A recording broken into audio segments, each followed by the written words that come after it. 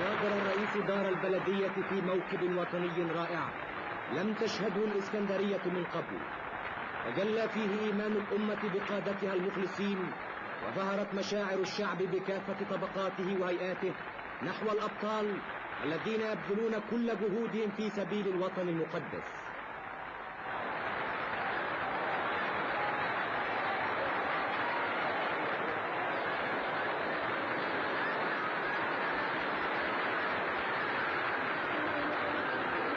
وليس هذا بغريب على شعب مصر الأمين الواعي الذي عرف الحق من الضلال ووضح له النور من الظلام، ودفعته الثورة من الضعف والوهن إلى القوة والعزة.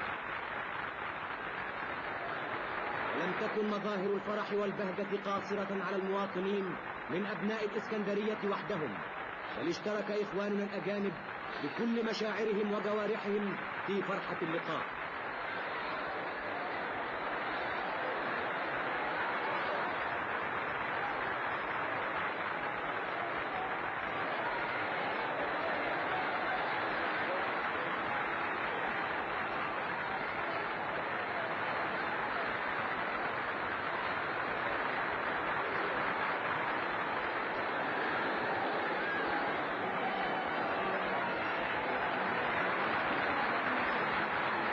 وواصل ركب الثورة طريقه في رعاية الله، تحفه دعوات الملايين حتى وصل إلى جامعة الإسكندرية.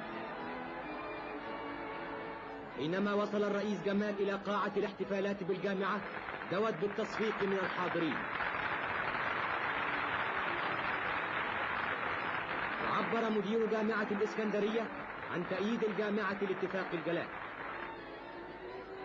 ألقى الصاغ صلاح سالم كلمة وطنية رائعة سجل فيها تقدير الثورة للجامعيين، كما وجه اللواء عبد الحكيم عامر كلمة قيمة في هذه المناسبة.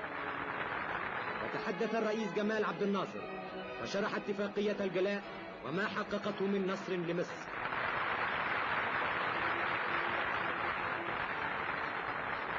صار موكب الثورة يشق شوارع الإسكندرية التي شهدت من قبل أحداثا تاريخية كبرى، ومع ذلك إن الاستقبال الشعبي الذي قوبل به موكب الثورة لم يحدث نظيره في تاريخها الطويل.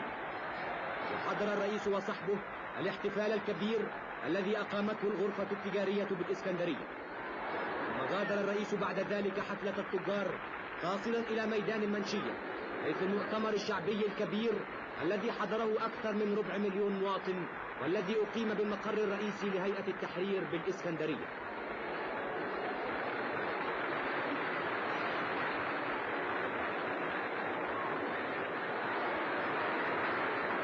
تحدث صلاح سالم إلى الجماهير حديثا صريحا قويا ذكرهم فيه بما يحدث في مصر وكيف تسير في عزة وفي قوة. ووقف الأستاذ أحمد حسن الباقوري يتحدث إلى القلوب العامرة المؤمنة.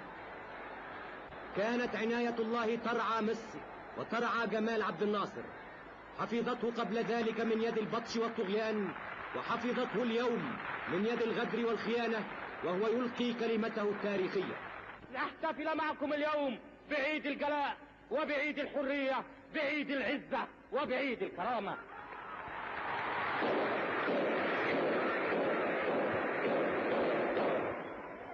أيها الرجال فليبقى كل في مكانه. ولم يشأ الرئيس إلا أن يحضر احتفال المحامين على أثر الحادث الأليم بدقائق. استقبله المحامون ولم يكن نبأ المحاولة الغاشمة الآثمة قد بلغهم بعد. افتتح الحفل الأستاذ حسن سرور نقيب المحامين بالإسكندرية. واستولت الدهشة والاستنكار على المحامين حينما أعلن صلاح سالم نبأ المحاولة الدنيئة لاغتيال الرئيس جمال عبد الناصر، وقال إن في مصر اليوم شعبا واعيا، فالثورة من الشعب وبالشعب وتعمل للشعب. وهفت القلوب والأفئدة حينما وقف جمال عبد الناصر الذي رعاه الله وأبقاه للبلاد يجدد للأمة العهد والميثاق.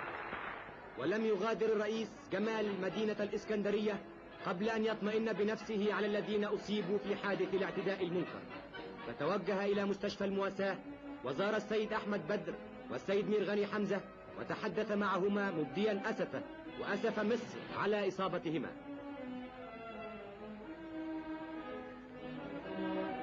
باتت الإسكندرية كلها في هذه الليلة مستيقظة تنتظر الصباح حتى تكون في تحية الرئيس جمال والاطمئنان عليه ووداعه.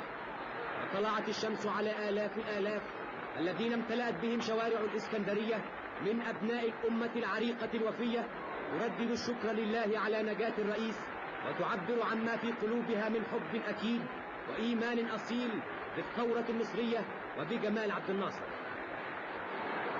ولاحقت الدعوات والهتافات المدوية قطار الرئيس وصحبه وهو يغادر الإسكندرية في رعاية الله متجها إلى العاصمة.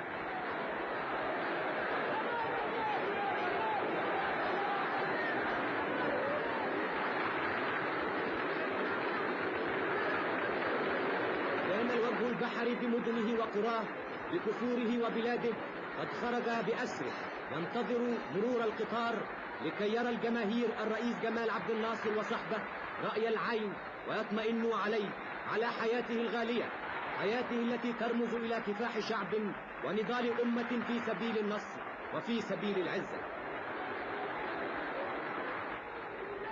كانت هذه الصور الحية التي تعيش فيها مصر في ذلك اليوم أروع ما كتب التاريخ وأعظم ما أحيط به قائد.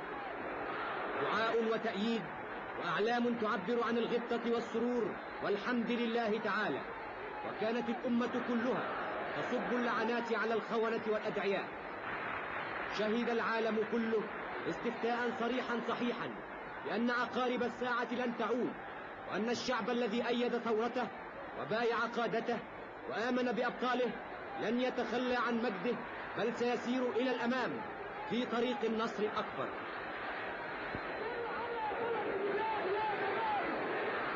في لهفة الشوق والانتظار كانت العاصمة قد خرج كل سكانها ومن وفدوا إليها إلى ميدان المحطة وشوارعها، حتى كأنها الموج المتلاطم يتدافع الناس من كل لون ومن كل طبقة وهيئة ينتظرون جمال. وما أن وصل الرئيس الحبيب ولاح لأعينهم حتى صارت في قلب مصر موجات الفرح والبهجة، وتصاعدت إلى السماء هتافات شعب بأكمله، شعب أصيل يفدي المخلصين ويعلم تمام العلم ما حققته الثورة المصرية له من عزة قومية وما صنعته في سبيله من مجد ومن كرامة.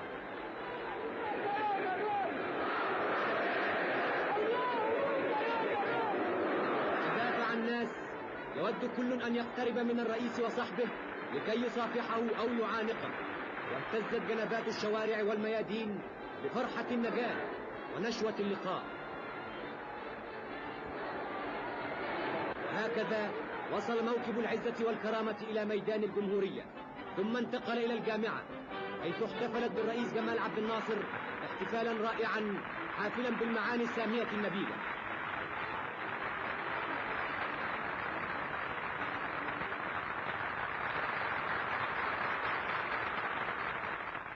ووقف الدكتور كامل مرسي مدير جامعة القاهرة يقول إن الحادث المنكر الذي وقع قد زادنا إيمانا برجولتكم وثباتا على حبكم.